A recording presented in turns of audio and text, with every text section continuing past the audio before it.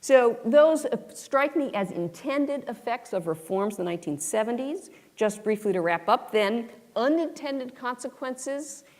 There were probably several. I would point to just one here for us to think about, and that would be the impact of sunshine rules on the House, and particularly on the House floor, which obviously transparency has obviously much to speak for itself, and we've talked about the ways in which transparency transformed the House. The ability to request a recorded vote on amendments committee of the whole, the advent of electronic voting.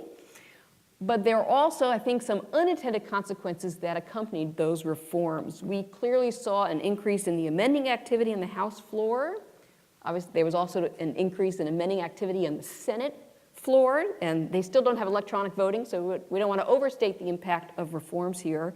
But most importantly, and this is something Steve Smith observed in the late 1980s, that surge in amending activity was really disproportionately by House Republicans. Perhaps, as Smith wrote, perhaps to the surprise of Democrats.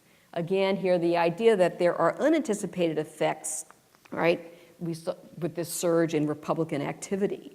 Another response then to that unintended effect, the response by Democrats to use the Rules Committee, right, now appointed by the Speaker, not Ways and Means, to bring order to the floor.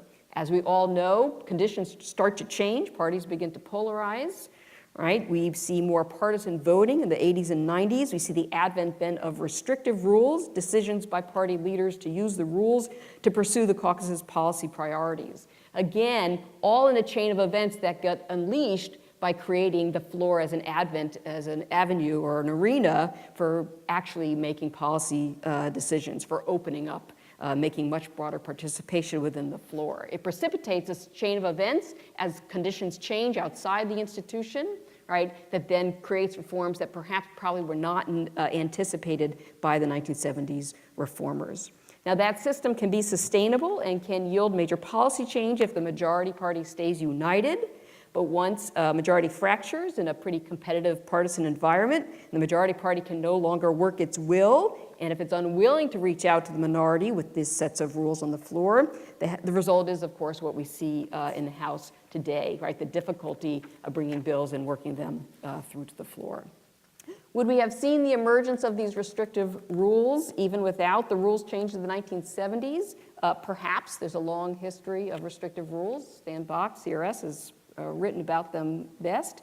But I think much of what we see in the House today, the roots lie in these reforms of the 70s, which obviously were originally in the pursuit of greater transparency and greater accountability.